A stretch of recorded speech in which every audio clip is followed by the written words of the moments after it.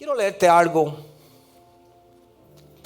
del libro de Job que me llama mucho la atención, porque muchas veces leemos la historia de Job y leemos todo lo que sufrió Job y leemos cómo fue atacado y cómo fue mostrada su fe a través de las enfermedades y de los momentos que pasó. Pero mire, escuche esto, lo voy a leer para que usted vea esto. En la región de Uz había un hombre recto e intachable que temía a Dios y vivía apartado del mal. Dice que temía a Dios y vivía apartado del mal. Cualidades no muy comunes en estos días.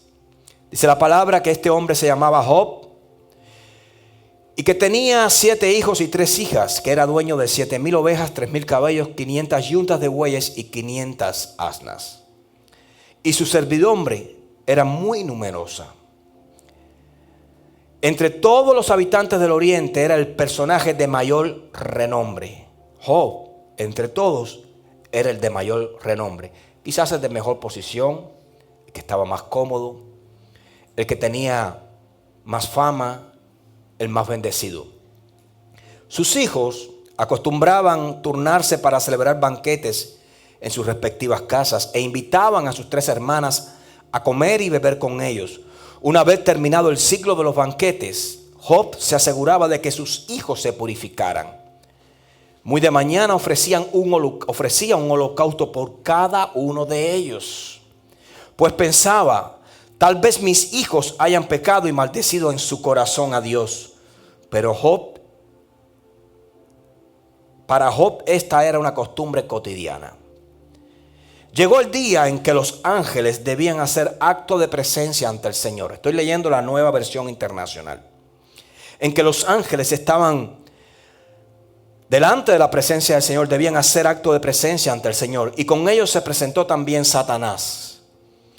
Y el Señor, escucha, porque esto cambia la historia. Estaba Satanás junto a los ángeles y el Señor, nuestro Señor, Jehová de los ejércitos, le preguntó: ¿de dónde vienes? Vengo de rondar la tierra y de recorrerla de un extremo a otro. Usted sabe de qué viene: de acabar, de destruir, de matar, de robar, de hacer todo lo que él sabe hacer. Vengo de ver la tierra y de rondarla de un extremo a otro, le respondió Satanás. Y miren el verso 8 lo que le dice el Señor: ¿te has puesto a pensar en mi siervo Job? Volvió a preguntarle el Señor: no hay en la tierra nadie como él. Él es un hombre recto e intachable que me honra y vive apartado del mal. Cuando yo leo esta historia completa, todos sabemos lo que pasó Job. Todos sabemos cómo Job obtuvo autorización de Dios, del Señor, para ir contra la fe, contra la carne, contra la vida de Job, contra todo lo que él tenía, siendo hombre renombrado dentro o en aquel lugar. Y sabemos todo lo que pasó él. Y Satanás pensaba en su corazón, en su interior, que iba a destruir, que Job iba a renegar a Jehová cuando entrara en la miseria, en la enfermedad, en la soledad. Pero todos sabemos que no fue así, que Job se mantuvo fiel. Todos sabemos que Job estuvo ahí al pie del cañón, agarrado del Señor todo el tiempo. Y sí, estaba la lepra ahí, sí estaba la necesidad ahí, sí estaba el dolor de la pérdida de sus hijos ahí, sí estaba. Posiblemente hasta el renombre de él se había perdido ya. Estaba todo ahí, pero nunca su fe falló. Todos sabemos la historia de Job. Pero perdemos la atención cuando nos desenfocamos en algo. Fue Jehová quien le presentó a Job a Satanás. Satanás pensaba que iba a ser más inteligente que Dios, que iba a escoger su contrincante. Pero ya Dios le había escogido quien lo iba a vencer. Fue Jehová el que le dijo: ¿no has pensado en mi siervo Job? Es como que yo me vire y diga: este no sabe con quién se va a meter. No fue Satanás quien vino a decirle: déjame destruir a Job. Fue Jehová quien tenía la seguridad que su siervo Job no le iba a fallar. como cuando el Señor llamó a David. Cuando Saúl le falló al Señor, el Señor le dijo a Samuel: ve a la tribu de Isaí, porque de allí me he proveído rey para Israel. Detrás de esas palabras estaba ya el escrutinio de Dios en el corazón de David. Ya Jehová sabía lo que había en su siervo, y por eso se había proveído de rey para Israel. Porque Dios, antes de llamarnos, ya Él conoce nuestros corazones.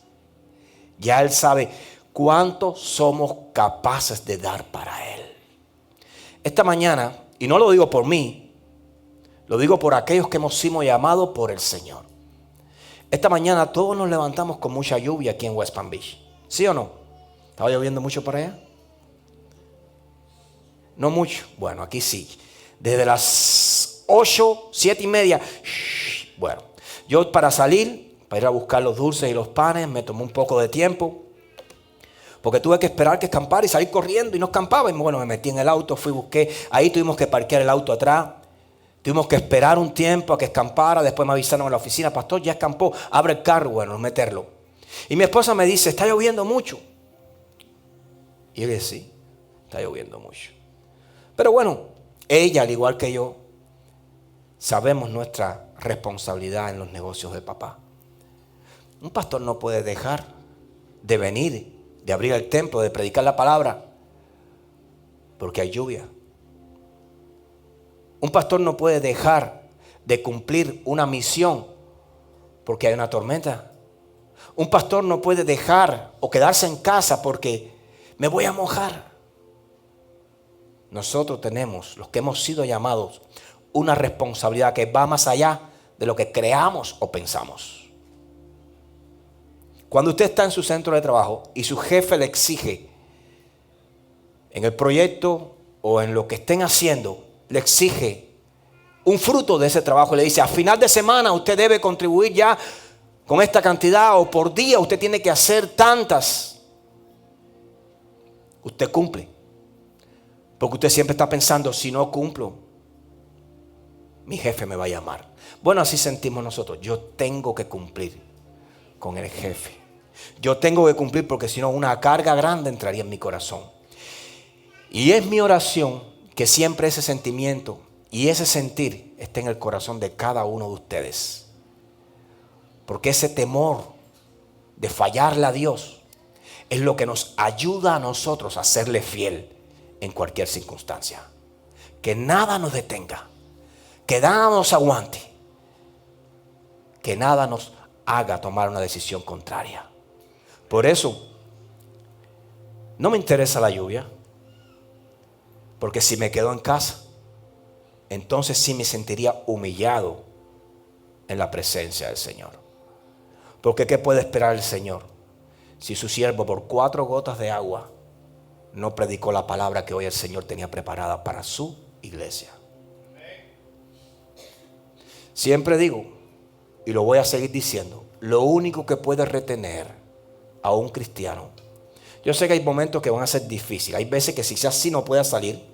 Escucha, hay una tormenta afuera, no puedes ir, no hay problema, pero que no seamos esos que nos detenemos por cualquier cosa. Siempre que usted pueda, dé lo mejor de sí para el Señor.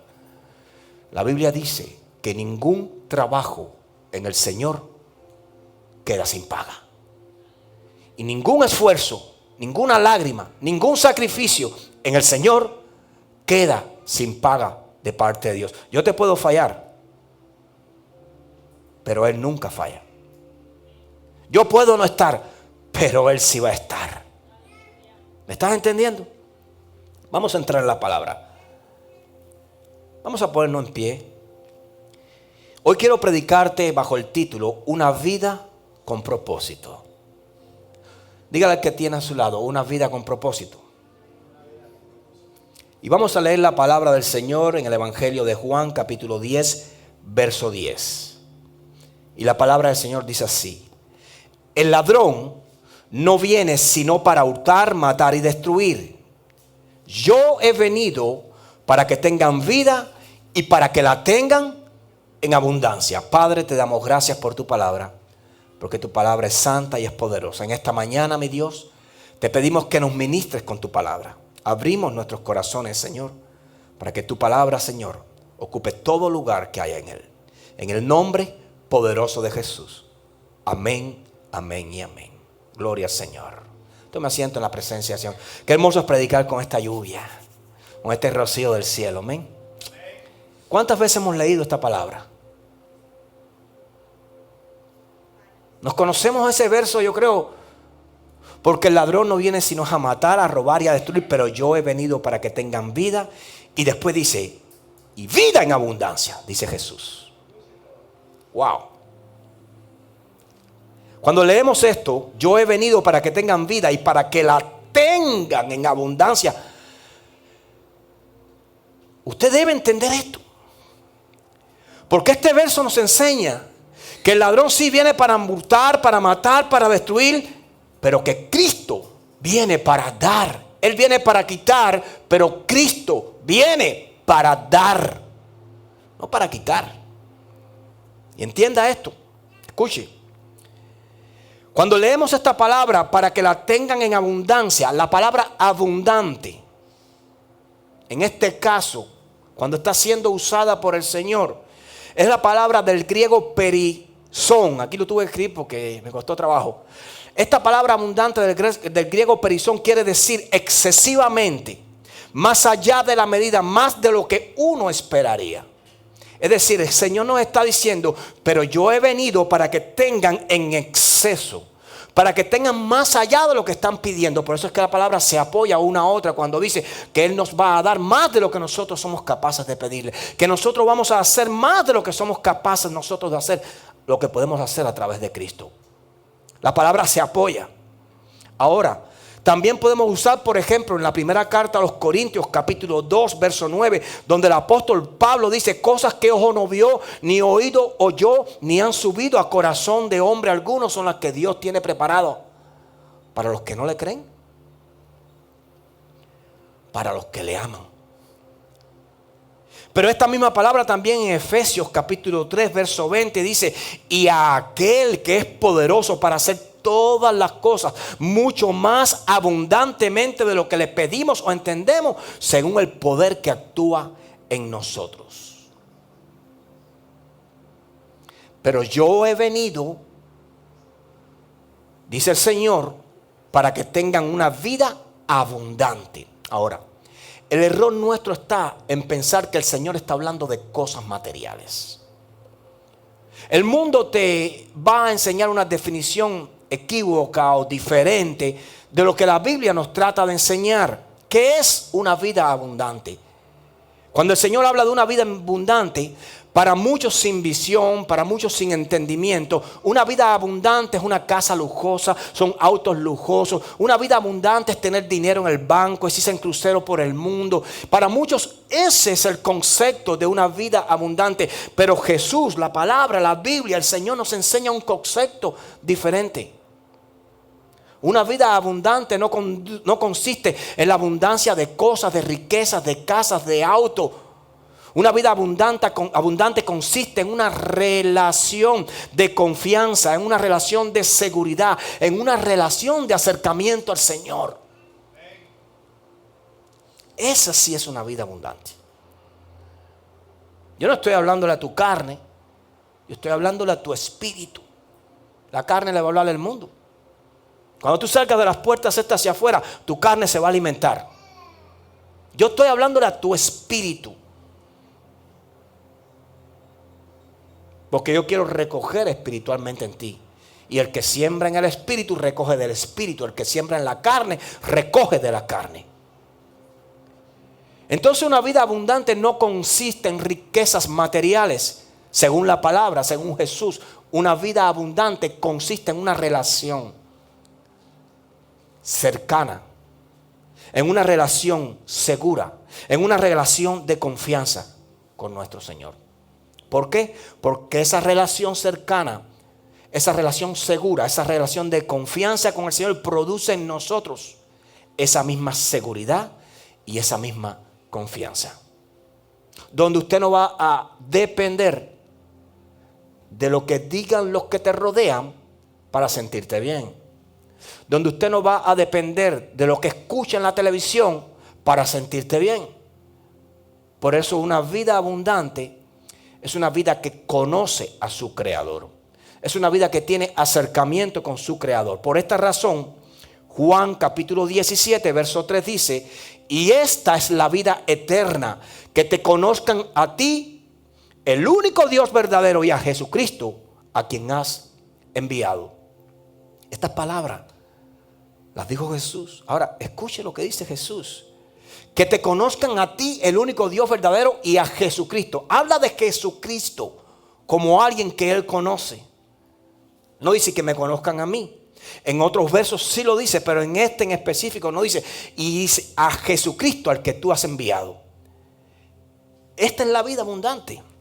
Una vida abundante es llegar delante del Señor y poderle decir al Señor, como te dije hace poco, como dijo Pablo: he acabado la carrera, he cumplido la carrera, he cumplido la palabra, por lo demás me está guardada la corona de justicia. Una vida abundante es aquella que ha cumplido el plan y el propósito de Dios y por ende ha alcanzado la victoria que el Señor tiene para ellos. Una vida abundante es aquella que alcanza la vida eterna. Si tú quieres definir la abundancia en tu vida o sentirte bien con la abundancia del mundo en tu vida, quiero decirte que vas a terminar decepcionado. Porque lo que el mundo te va a ofrecer, hoy hay, pero mañana no hay. Hoy viene, pero mañana no llega. Pero lo que Cristo te va a ofrecer es mucho más allá que eso. Vamos a suponer que lo que el mundo te va a ofrecer no se acabara. Sea un constante en tu vida. Sea un diario en tu vida. Estuviera ahí siempre que tú lo necesitaras. ¿De qué te vale tenerlo todo si cuando tú te vayas a ir de este lugar no te vas a poder llevar nada? Rockefeller, hace poco en una prédica te lo dije, llegó un momento en su vida, el gran magnate, yo creo que fue, en aquel momento fue el hombre más rico del mundo, en el momento aquel. Amasó una fortuna inmensa por el petróleo. Llegó un momento a sus 50 años donde él pudo definir y entender que todas sus riquezas no se iban a marchar con él. Pudo entender que todo lo que él tenía, todo aquel imperio, todas aquellas riquezas, todas aquellas cosas materiales no iban a seguirle cuando él saliera de este mundo. Y decidió y tomó la mejor decisión que un hombre puede tomar: tener ese encuentro personal con el Señor, donde él decidió a partir de ese momento con su dinero hacer obras de caridad, benéficas, y donar parte o gran parte de su fortuna o toda su fortuna a este tipo de obras. Y cuando comenzó a hacer eso, ¿qué sucedió? ¿Qué lo llevó a él a eso? Cuando cumplió 50 años entró en una crisis de salud inmensa, donde los médicos le dijeron: usted le quedan 6 meses, 8 meses, 4 meses de vida. Usted va a morir. Y en ese momento tuvo ese encuentro. A veces tenemos que caer bien bajo para pensar correctamente. A veces tenemos que chocar con la enfermedad. A veces tenemos que chocar con la necesidad. A veces tenemos que estar en la calle para entender que debemos tomar acciones correctas en nuestras vidas. Y en ese momento él entendió que ya de nada le servía su dinero, que ya se iba a partir de este mundo. Los médicos le decían: meses de vida te quedan, ya no podemos hacer nada, tu dinero no puede sanarte. Y él entendió de que nada de eso se iba con él, y hizo un cambio en su vida. ¿Y saben qué? Cuando tomó esa decisión e hizo ese cambio, su salud mejoró. Y aquellos que decían que iba a morir a sus 50, 55 años, el hombre murió como de 95 años. Su vida se transformó, su salud mejoró, completó el gozo. ¿Y todo por qué? Porque entendió y comprendió de que nada nos vale tenerlo todo aquí y no poder tener nada allá. Una vida abundante consiste en eso. Vamos a seguir con la palabra. Lucas capítulo 5 verso 1 al 3 dice: aconteció que estando Jesús junto al lago de Genesaret, bueno, ese es el lago de Galilea, el gentío se agolpaba sobre él para oír la palabra de Dios. Y vio 2 barcas que estaban cerca de la orilla del lago, y los pescadores, habiendo descendido de ellas, lavaban sus redes. Y entrando en una de aquellas barcas, la cual era de Simón, le rogó que la apartase de tierra un poco, y sentándose enseñaba desde la barca a la multitud. Una de las cosas más curiosas que me llama a mí la atención en los tiempos de Jesús era que muchas veces la palabra nos enseña, cuando Jesús estaba predicando, que las multitudes le seguían, que las personas le seguían. La fama de Jesús se extendió por todas aquellas regiones de una forma rápida y poderosa. Y siempre decía que las multitudes le seguían. Y dice la Biblia que él se subió en aquella barca y se sentó, porque era una costumbre judía en aquellos tiempos que los maestros se sentaban para enseñar. Y Jesús se subió en aquella barca, quizás para estar más separado de la multitud, pero también para enseñarles a ellos más cómodo y que todos pudieran escucharlo y verlo a él. Y comenzó a enseñarles. Y me llama la atención cómo en aquellos tiempos de Jesús, escucha bien, las multitudes seguían la palabra. Las multitudes seguían la enseñanza. Las multitudes seguían a Jesús porque Jesús era la palabra, porque Jesús era la enseñanza, porque Jesús era el verbo. Ellos podían identificar en Jesús al Dios de los cielos. Y las personas, dice la Biblia, que se agolpaban para escuchar el mensaje de Dios. Hermano, hoy para llenar un templo cuesta trabajo. Y en aquel momento las personas se agolpaban, se iban todos de una vez y se paraban allí para escuchar el mensaje del Señor. ¿Eran tiempos diferentes? Te pregunto. Te pregunto, ¿habían menos responsabilidades en la vida de estas personas? ¿No tendrían estas personas problemas que resolver, deudas que pagar? ¿No tendrían cosas o algunos de ellos situaciones en casas que también le iban a impedir en algún momento ir y ser parte de esas multitudes? ¿O usted piensa que ahora es cuando tenemos más responsabilidades? ¿O usted piensa que ahora es cuando estamos más comprometidos, que ahora es cuando tenemos menos tiempo? Si usted piensa así, está equivocado. Ellos también tenían sus cargas. Ellos también tenían sus deudas, sus necesidades. Ellos también estaban expuestos. Y sí, habían menos avances tecnológicos. Habían menos cosas. Pero había muchas preocupaciones. Había muchas cosas que hacer también en aquellos tiempos. Entonces, la Biblia dice que las multitudes seguían a Jesús a pesar de todas las cosas que había. Cuando el Señor comisiona a Nehemías para volver a reedificar los muros de Jerusalén, Nehemías va para Jerusalén con la dirección del Señor y también con las cartas de apoyo de su rey. Y comienza a edificar la ciudad. Todos conocemos la historia.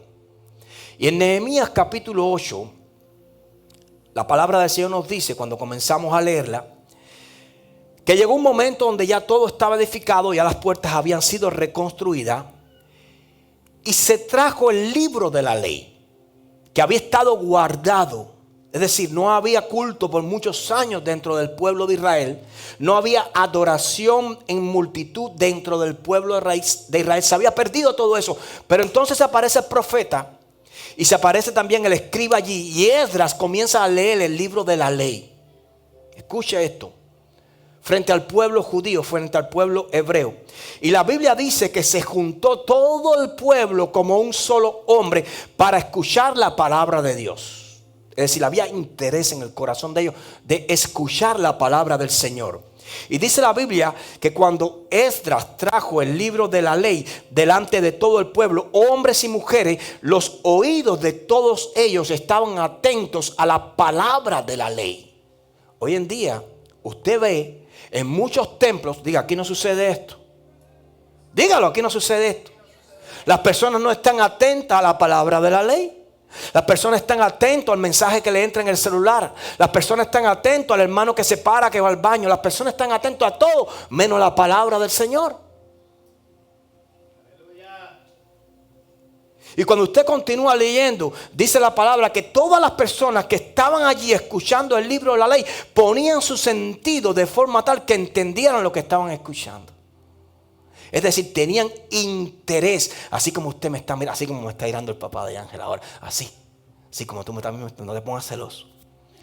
interés en entender lo que el pastor, lo que el escriba, lo que el profeta, lo que la palabra en ese momento estaba hablando.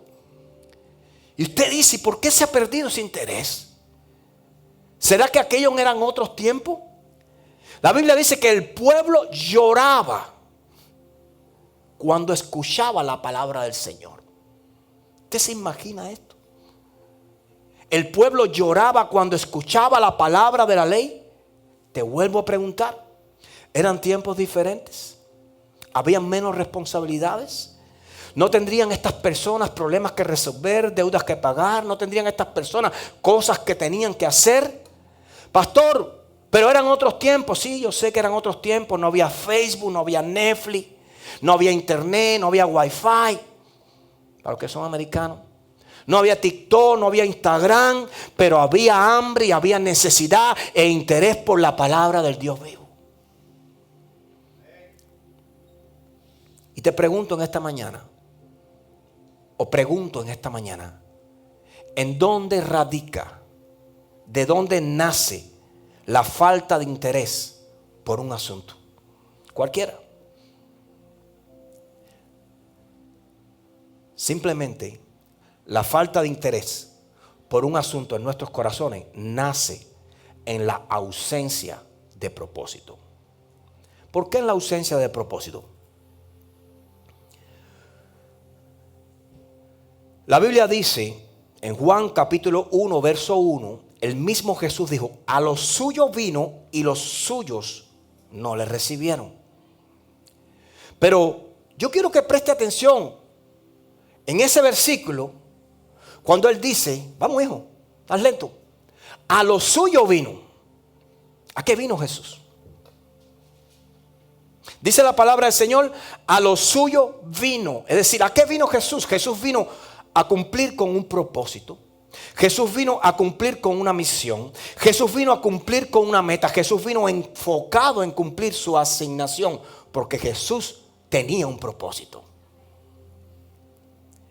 Juan capítulo 6 nos comienza a hablar, no lo va a ver en la pantalla, no se lo di a media. Y Jesús viene y le dice a sus discípulos, a los judíos, al pueblo hebreo, yo soy el pan de vida. Mire, hermano, Jesús era un hombre adelantado a sus tiempos. Para poder entender, porque muchas veces hablaba en parábolas, para poder entender a Jesús había que poner el espíritu de revelación a funcionar. Porque él te estaba hablando de algo que parecía que era de la carne y no era de la carne. Tenías que discernir sus palabras. Por eso es que muchas veces los que estaban a su lado no lo entendían. Porque hablaba muchas veces en parábolas, en misterios. Y Jesús les llega y les dice a todos los que estaban reunidos, yo soy el pan de vida. Imagínate si tú escuchas a Jesús decirte eso cuando tú nunca habías escuchado esas palabras. Y después viene y te dice, yo soy el pan de vida, el que descendió del cielo para que el que coma de mi pan no muera. Pero más adelante dice, el que come mi carne y bebe mi sangre tiene vida eterna y yo le resucitaré en el día postrero. Wow, cuando él dijo eso, los que lo estaban escuchando entendían menos todavía. Incluso cuando usted lee la palabra, allí mismo dicen aquellos, ¿cómo puede darnos a comer su carne? ¿Qué está hablando este hombre? Yo no entiendo lo que Jesús está diciendo. Y él les está diciendo, yo soy el pan de vida. Y cuando usted sigue leyendo, más adelante, dice que desde aquel día muchos de sus discípulos volvieron atrás y ya no andaban con él. Entonces volver atrás es separarse, es irse, es no buscarle más. Muchas personas vuelven atrás cuando escuchan la palabra de Dios porque no quieren cambiar sus corazones. Y dice la Biblia, muchos de sus discípulos. No habla de los gentiles que pasaban. No hablan de los que no tenían conocimiento de la palabra. No habla de los que nunca habían entrado a una sinagoga, a un templo. Habla de sus discípulos, los que andaban con Jesús, los que estaban con él, los que veían los milagros, los que escuchaban sus enseñanzas, los que lo veían a él orar y servirle a su Padre.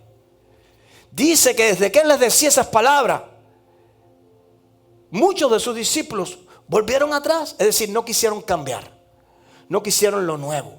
Muchas veces en nuestras vidas tenemos que tomar una decisión de cambiar. Porque si no tomamos la decisión de cambiar, volvemos atrás. Seguimos con lo que nos gusta en la carne. Pero sabemos que lo que nos gusta en la carne le disgusta al Padre. Y si eso sucedió con los discípulos, ¿qué podemos esperar de aquellos que no son discípulos? Cuando la misma palabra dice, hablando de Satanás, que aún a muchos de los escogidos engañará. No se puede jugar a la relación con el Señor. No se puede jugar a la iglesia. No se puede jugar con la palabra.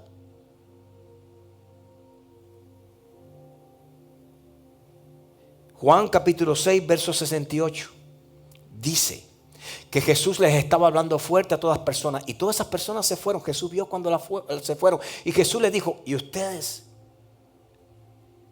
Pedro, Jacobo, Juan, ¿y ustedes quieren irse también? Es decir, Jesús no iba a cambiar su mensaje para que se quedaran.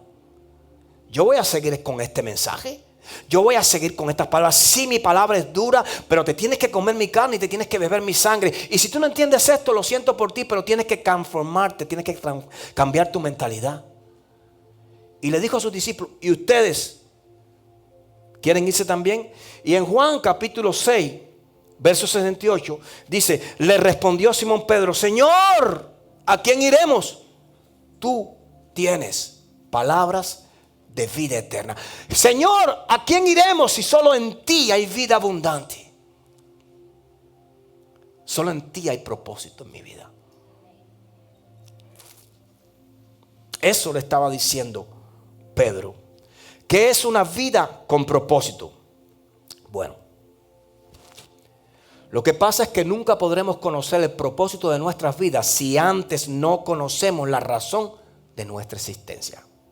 Si usted no está de acuerdo o si usted no entiende que Dios lo creó a usted para alabanza de su gloria, para que tú le sirvas, para que yo le sirva, para que nosotros le sirvamos, para que nosotros le adoremos, para que nosotros le exaltemos, para que nuestro primer ministerio, sí, la familia, escuche bien, pero vamos a salirnos de ese contexto ahora, para que nuestro primer interés, nuestra prioridad, lo primero en nuestra vida sea el Señor. Si usted no entiende eso, usted no ha entendido la razón de su existencia. Dios no te trajo a este mundo para que seas un número más. Sí, sabemos que hay como 750,000 millones de habitantes, pero todos somos creación de Dios, no hijos. Pero fuimos creados por Él para que le sirvamos. Los 750,000 millones fuimos creados para que le sirvamos. Lo que pasa es que los que están en obediencia son los que han entendido el mensaje y han actuado en sus vidas. Los demás están en desobediencia. Pero el mensaje es el mismo, la palabra es la misma. No es para uno, no es para otro, es para todos. Porque dice, el que está ansioso porque todos se arrepientan y conduzcan sus vidas al arrepentimiento y se conviertan al Señor. Por eso nos manda a predicar la palabra y a ir por el mundo. Porque Él ama a todos. Porque todos fueron creación de Él. Son creación del Señor. Entonces, nunca podremos conocer cuál es el propósito para mi vida si antes no entiendo, si antes no conozco cuál fue el propósito de Dios para darme existencia. Dios me colocó en esta tierra, en mi caso, marzo 16 del año 1972, para que cuando yo creciera, escuchara su voz, oyera su voz y siguiera su voz y le sirviera, para que hoy yo estuviera predicando la palabra. Ese es el propósito de la vida. Mi existencia en este lugar, tu existencia en este lugar, no es para llenar un espacio. Y no hablo de la iglesia, no hablo hablo del mundo. Tu existencia, tu espacio en el mundo, no es para consumir oxígeno. No es para ser uno más. Tú fuiste creado por Dios para servirle a Dios. Todos fuimos creados por Dios para servirle a Dios. ¿Hay algún ángel en el cielo que tenga un trabajo diferente que no sea el de adorar al Creador? Dime. ¿Hay algún ángel en el cielo que no esté unido a la alabanza celestial? Todos allá lo que vamos a hacer es adorar al Señor. Es decir, continúa nuestro llamado de la tierra en el cielo.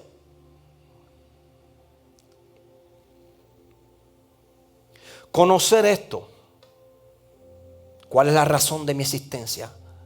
Nos va a dar razón en lo que hagamos y motivará y dará dirección a nuestras vidas. Por eso hay personas que llegan y te dicen un día, pastor, pero te lo dicen de corazón. Lo han sentido, han tomado una decisión genuina en su corazón y dicen, pastor, yo quiero servirle al Señor. Yo lo he intentado todo. Yo lo he tratado todo. Y no he encontrado en nada paz y alegría. Yo necesito cambiar mi vida. Yo necesito reencontrarme. Siempre te he dado un ejemplo. Cuando tú ayudas a una persona, cuando tú bendices a alguien, cuando tú regalas, cuando tú alimentas una boca hambrienta, cuando tú cubres un cuerpo frío, cuando tú haces una obra en la vida de alguien necesitado, ¿qué sientes? Regocijo, alegría y sientes paz. Porque ese es el estigma, ese es el propósito que Dios inculcó en nosotros. Entonces te sientes, escucha bien, de una u otra forma identificado con ese sentimiento, porque Dios ya colocó dentro de ti su espíritu que te dice, esta es tu labor, este es tu trabajo, esta es tu encomienda, servirme a mí. Por eso necesitamos eso y por eso sentimos ese sentimiento de paz en nuestros corazones, porque estamos funcionando en el propósito legítimo, no el que nos asignó el mundo, sino el que nos asignó Dios antes de la creación del mundo. Sentimos eso. No es alcanzar una meta humana, no es llegar a ser conocidos por todos, no es llegar a donde otros no han llegado. Mira, escucha bien, ¿de qué me vale descubrir el universo y no conocer al creador del universo? ¿De qué me vale descubrir el universo y no descubrir la razón de mi existencia en este universo? ¿De qué me vale? Cuando usted lee la palabra del Señor, usted puede entender algo. Dice que las multitudes le seguían a aquella generación, aquellos judíos. Aquella generación hebrea no tenía tecnología, no tenía internet, no tenía Facebook, no tenía Instagram, pero tenían, escucha bien, dirección y propósito. Por eso escuchar la palabra para ellos, seguir a Jesús, era seguir la dirección de sus vidas. Si nosotros no podemos identificar que lo que nosotros necesitamos de verdad es seguir la dirección de la palabra, seguir la dirección del Espíritu, no vamos a vivir con propósito en nuestra vida. Puede afanarse todo lo que usted quiera, puede estar haciendo todo lo que usted quiera, que no va a encontrar paz ni alegría en nada de eso. Al final de sus vidas, usted va a llegar a la misma conclusión que llegó Salomón en su libro de Eclesiastés. El fin de todo discurso hablado es este: ama a Dios y cumple sus mandamientos, porque esto es el todo del hombre. ¿Quieres llegar por fuerza a esa conclusión? ¿O quieres ahorrarte años de desesperación, de intentos fallidos? Y al final del camino, ya con 60 años, descubrir que no hay mayor felicidad que tener una vida con propósito.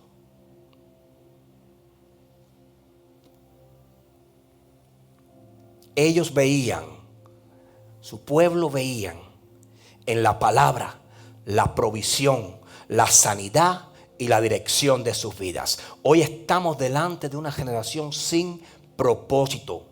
¿Y sabes por qué? Porque hoy las redes sociales nos han robado el lugar que le corresponde al Señor. Hoy yo recibí un mensaje en mi teléfono que decía que el tiempo de pantalla mío en esta semana diario fueron de 4 horas con 31 minutos.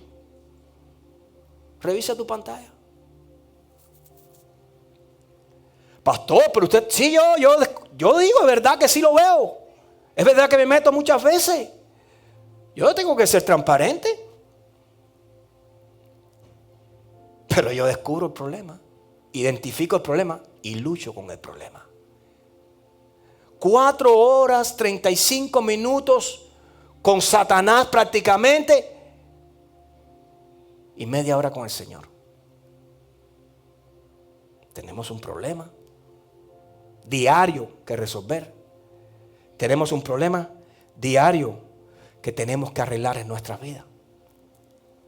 Hermano, si usted no identifica ese problema, usted no va a entender el mensaje de esta mañana.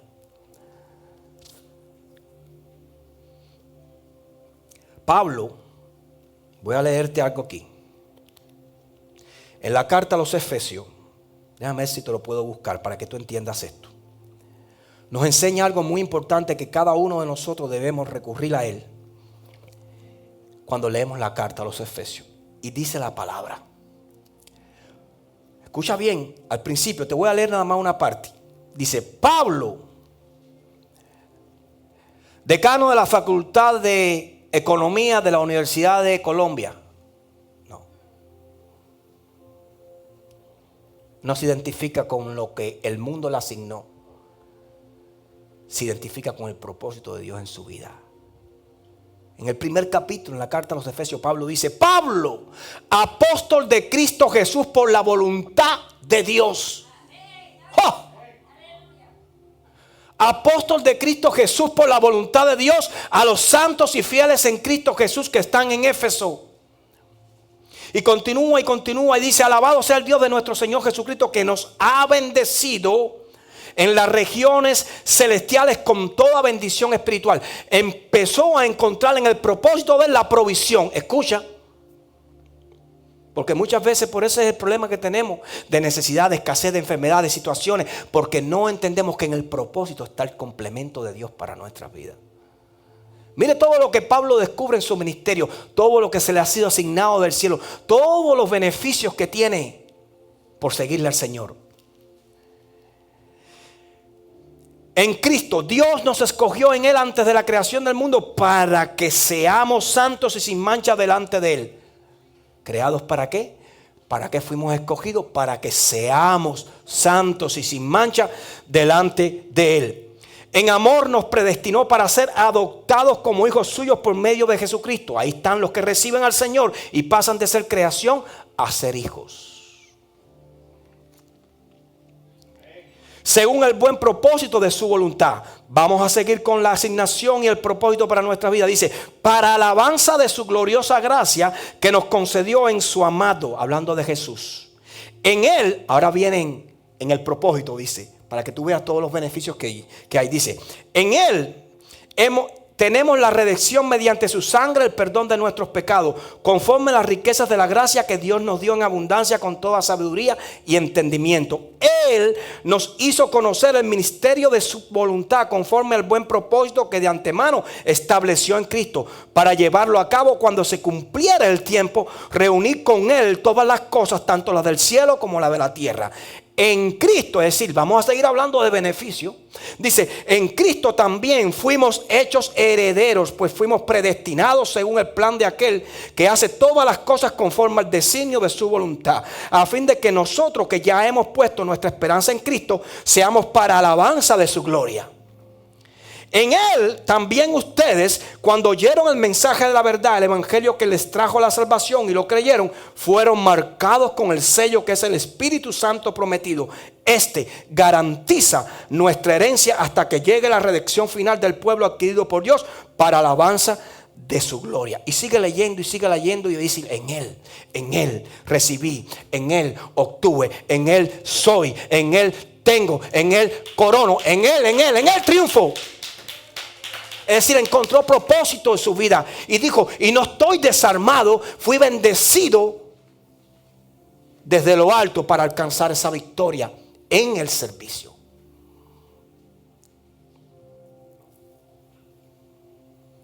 La Biblia nos muestra dos Pablos: uno antes del encuentro con Jesús y otro después del encuentro con Jesús.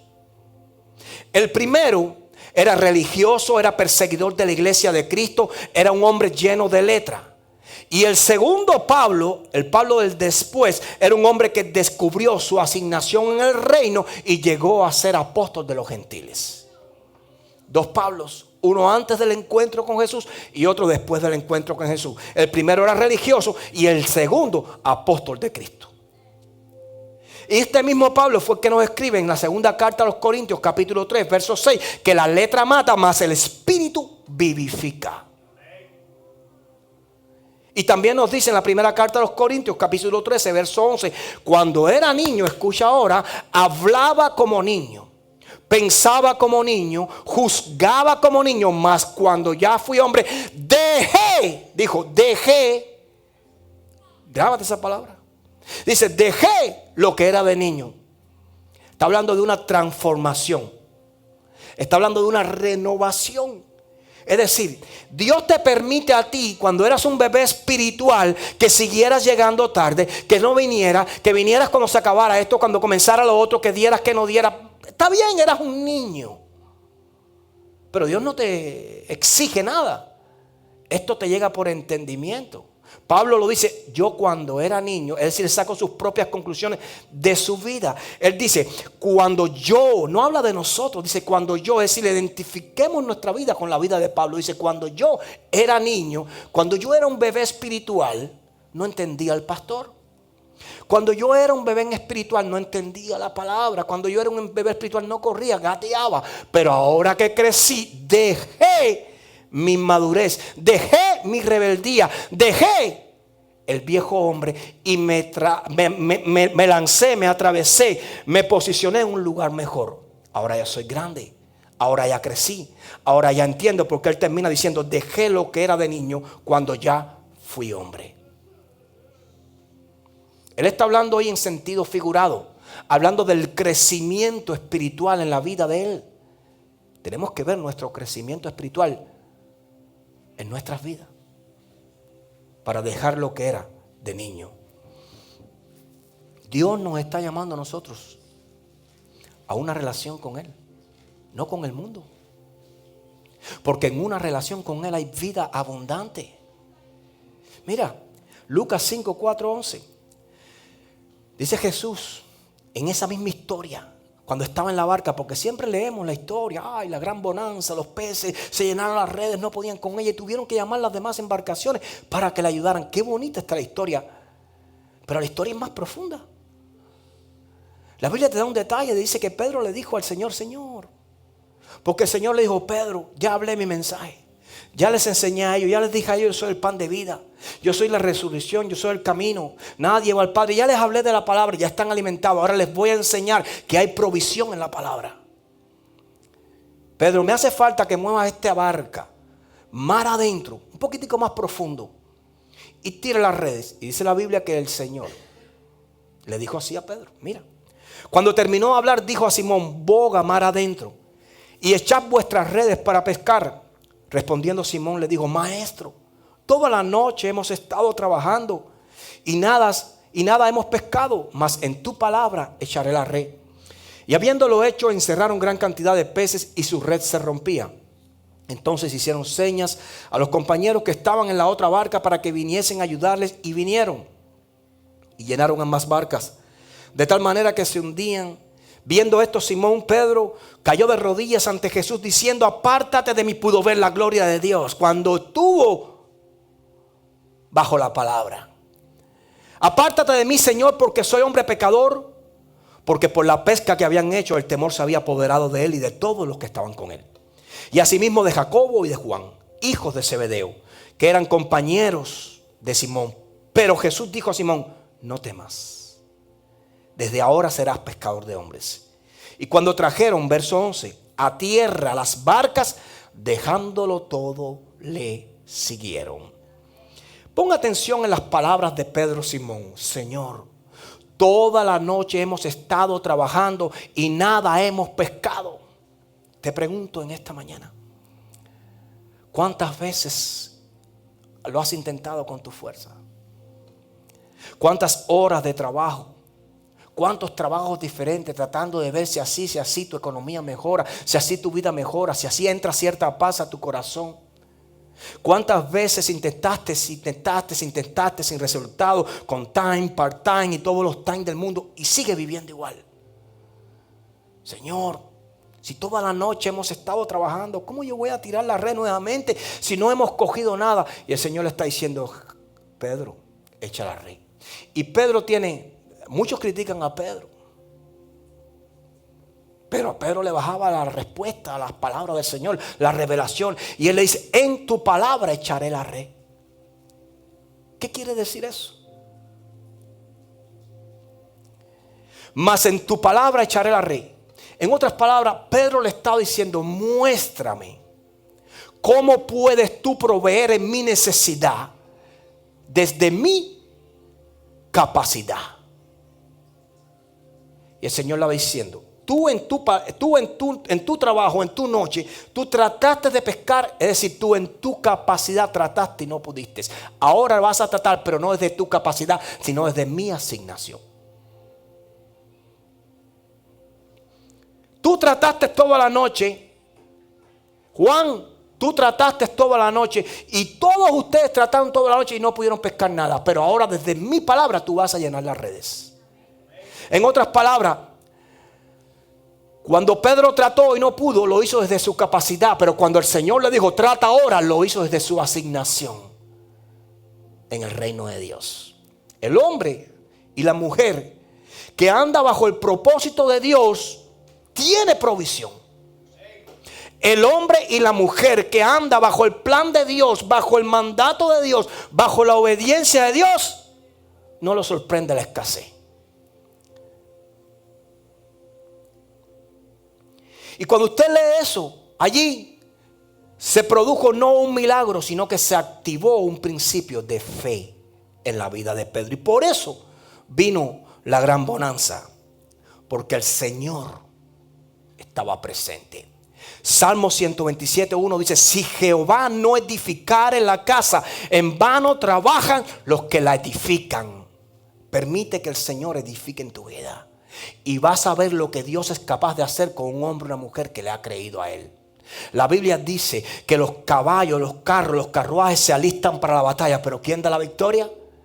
El Señor. En otras palabras, esto no es del que quiere, del que corre o del que sabe, sino del que Dios tiene misericordia.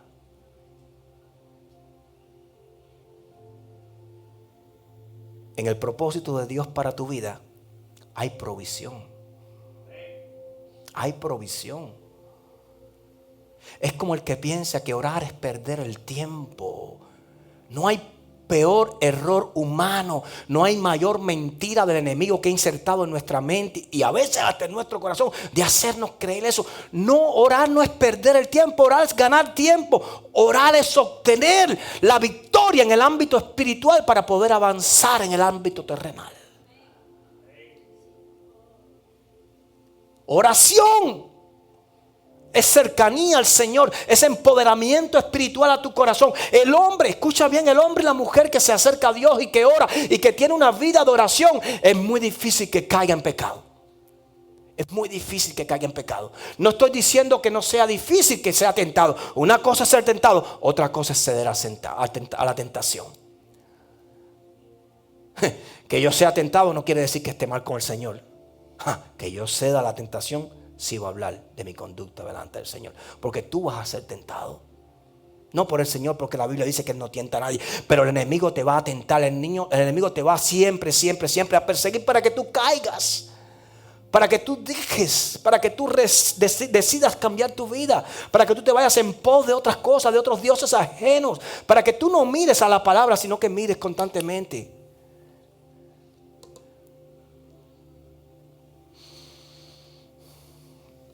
Jesús le dijo, no temas, desde ahora serás pescador de hombres. Ahí fue donde Pedro tuvo el encuentro con el Señor y donde fue llamado. Antes ya Jesús había estado en la casa de Pedro sanando a la suegra de Pedro. Aunque dicen por ahí los curas que Pedro no tuvo mujer. Entonces Pedro andaba en pecado porque tenía suegra. Bueno. Sí, porque ellos dicen que no se pueden casar. Y en ninguna parte de la palabra dice que una persona que le sirva al Señor, que un sacerdote no se pueda casar. Eso es cuestiones de la Iglesia Católica. Mentiras que han tratado de meter y otros se la han querido. Han vendido la mentira y otros se la han comprado. Y la Biblia nos enseña que Pedro escuchó cuando el Señor le dijo: y ahora no vas a ser más pescador de peces, ahora vas a ser pescador de hombres. En otras palabras, el Señor le estaba diciendo a Pedro: Pedro, le estoy dando un propósito a tu vida. Tú no eres pescador de peces, Pedro. Tú eres pescador de hombres. Si tú me sigues, Pedro, en tu casa habrá provisión. Si tú me sigues, Pedro, en tu casa no faltará mi sustento. Si tú me sigues, Pedro, vas a encontrar respuesta, vas a encontrar protección, vas a encontrar provisión en tu vida. Porque cuando él le dice: en tu palabra echaré la red, le está diciendo: confiaré en ti para ver la bonanza. Y si el Señor le está diciendo: a partir de ahora esa bonanza te va a perseguir, porque tú vas a hacerlo todo en mi palabra, vas a vivir en mi palabra, vas a comer de mi palabra, vas a trabajar de mi palabra, vas a tener propósito en tu vida, porque yo estaré a tu lado. Le estaba diciendo: lo que tú viste, lo que todos vieron, esta gran bonanza, esto que sucedió, fue la prueba de que el que está a mi lado va a tener. Cuando el Señor hizo eso, lo hizo a la vista de todos. Esperó que no hubiera nada. Cuando el Señor sanó, o mejor dijo, resucitó a Lázaro, esperó que estuviera bien muertico. No esperó que estuviera medio enfermo. No esperó que oliera, que tuviera peste, que estuviera trancado, envuelto en 30,000 trapos. Y de allí le dijo: Lázaro, sal fuera. Porque él lo dijo: esta enfermedad no es para muerte, sino para que el Hijo del Hombre, para que el Hijo de Dios sea glorificado. El Señor esperó que no hubieran podido pescar nada, que no hubiera nada. Y para como Pedro le dice: hemos pescado toda la noche, como diciendo: tú lo has dicho, ahora vas a ver el cambio. Echa las redes. Quien confía en su Dios, quien confía en su Señor, va a tener sustento de Dios. Va a tener.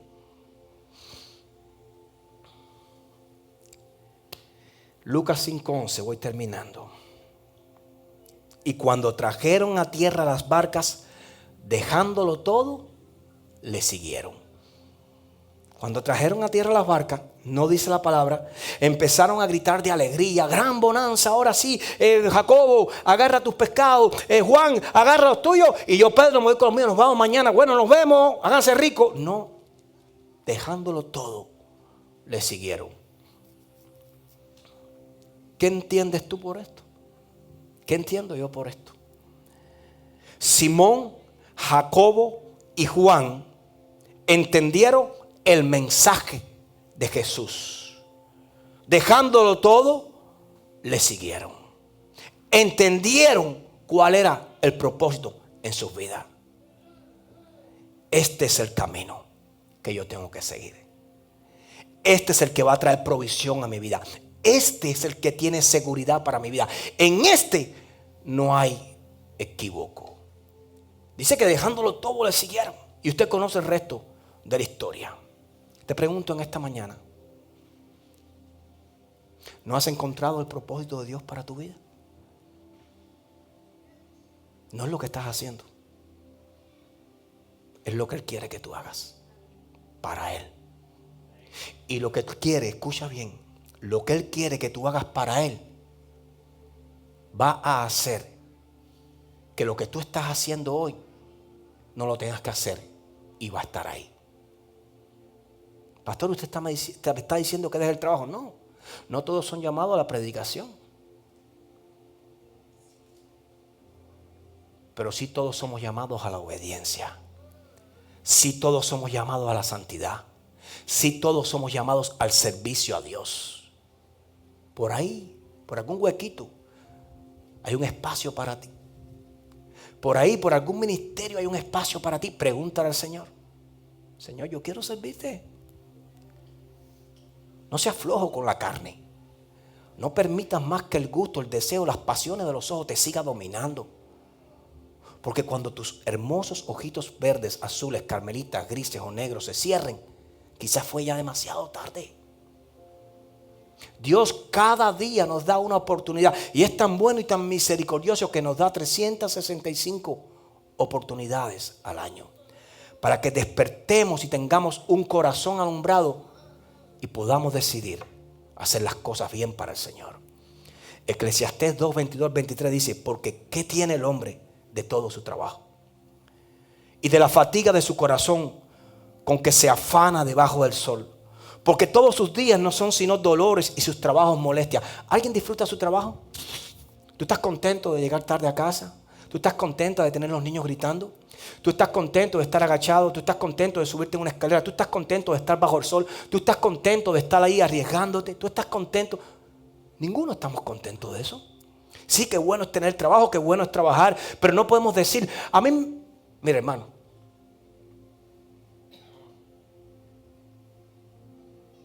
si trabajáramos menos fuéramos mejores.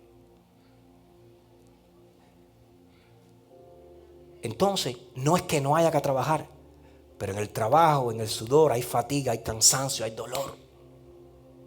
¿Y de qué nos vale cambiar todo eso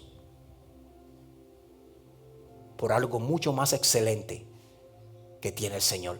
¿Sabes qué es lo que hace el Señor? Que cuando tú le sirves a Él, cuando tú le dedicas tu vida al Señor, cuando tú andas programado con el Señor, todo lo demás es más armonioso en tu vida. Todo lo demás te trae menos preocupación en tu vida, porque ya tienes más paz, pero no cualquier paz, sino la verdadera paz, no la que te da el mundo, sino la que Cristo da en una vida abundante. Mateo 18:3: de cierto os digo que si no volvéis, y cuando el Señor dice de cierto os digo, es de cierto os digo, es que va a suceder y es que es así. De cierto os digo que si no os volvéis y os hacéis como niños, no entraréis en el reino de los cielos. Yo traje aquí algo que quiero enseñarte.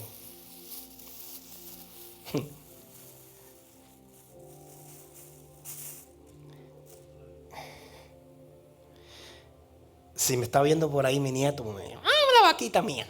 Bueno, este peluchito, esta vaquita, como él le llama, la vaca Lola o no sé, iba a traer de mi nieta Eden, que es otro que es como un corderito, Lemmy.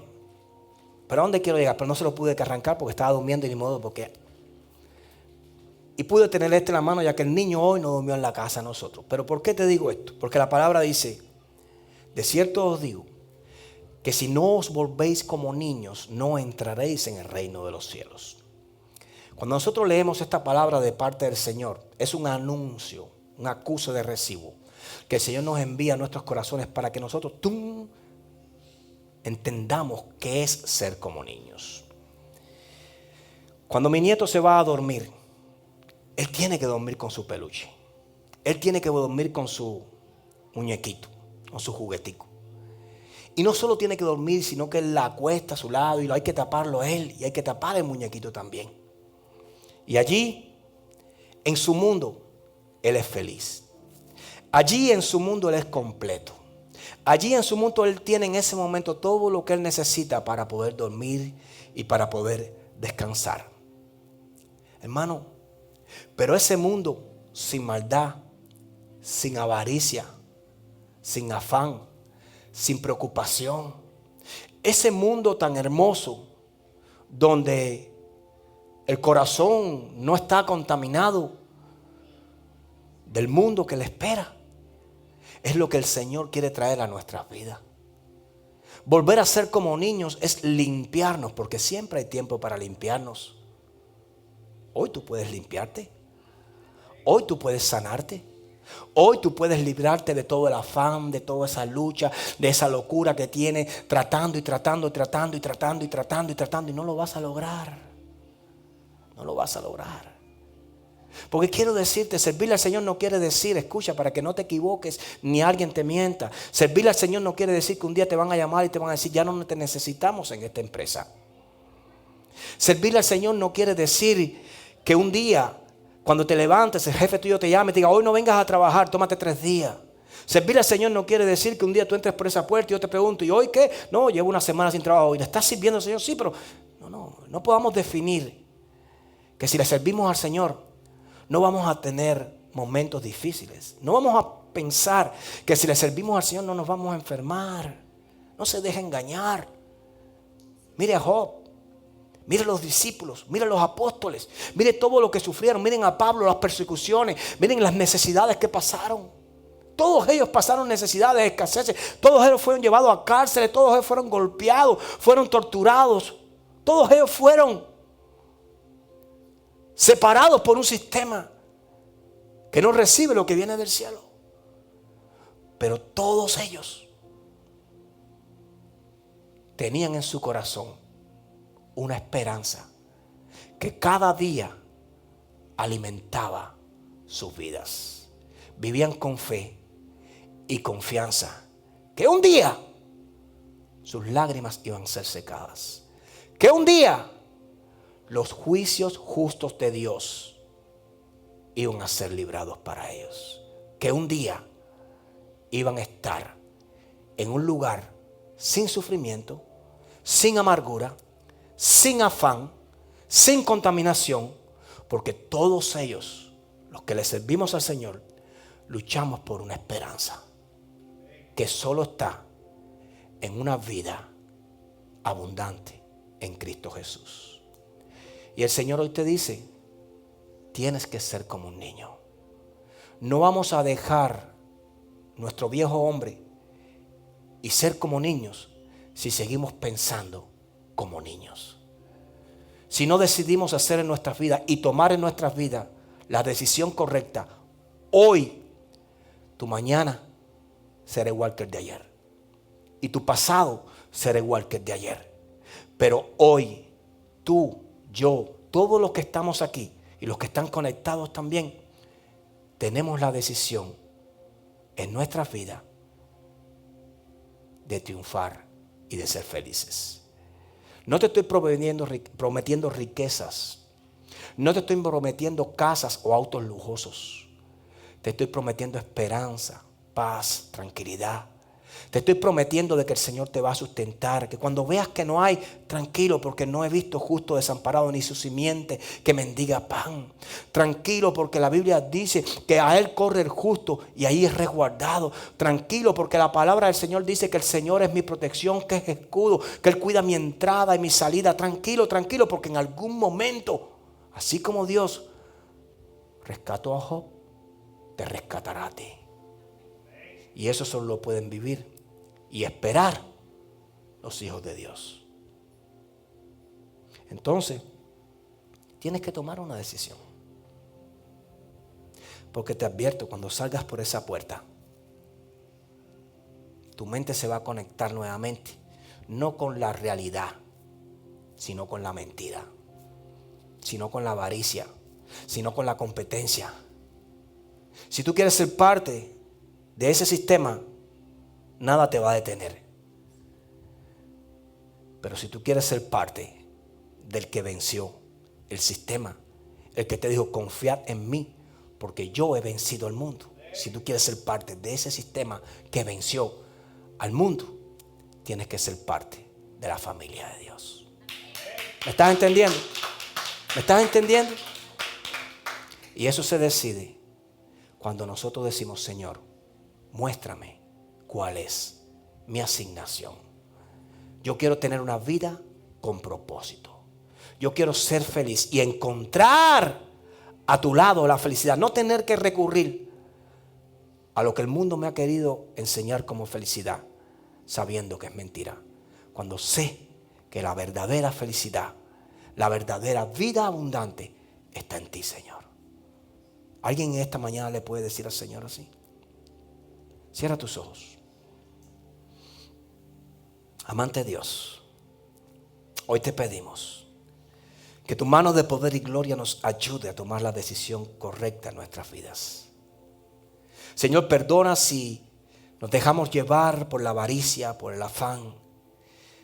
Perdona, Señor, las horas que pasamos en nuestros teléfonos, conectados a internet, conectados con el mundo y desconectados contigo. Perdónanos, Señor, si en nuestros corazones en algún momento no hay espacio para ti. Ayúdanos en nuestra debilidad y permítenos enfrentarnos a la tentación, a resistirlas, a vencerlas, para que el enemigo tenga que huir de nosotros. Ayúdanos a tomar las decisiones correctas y permanecer firmes en ellas. Ayúdanos a prometerte algo y cumplirlo. Porque sabemos, Señor, que peor es prometer y no cumplir. Y te pedimos, Señor, que tú nos ayudes también en nuestro propósito y nuestra asignación en tu reino, para poder cumplir con el deseo de tu corazón en el cual hay provisión y bendición para nuestra vida. Padre, a ti en esta mañana te damos toda la gloria y toda la honra en el nombre poderoso de Jesús. Amén, amén y amén.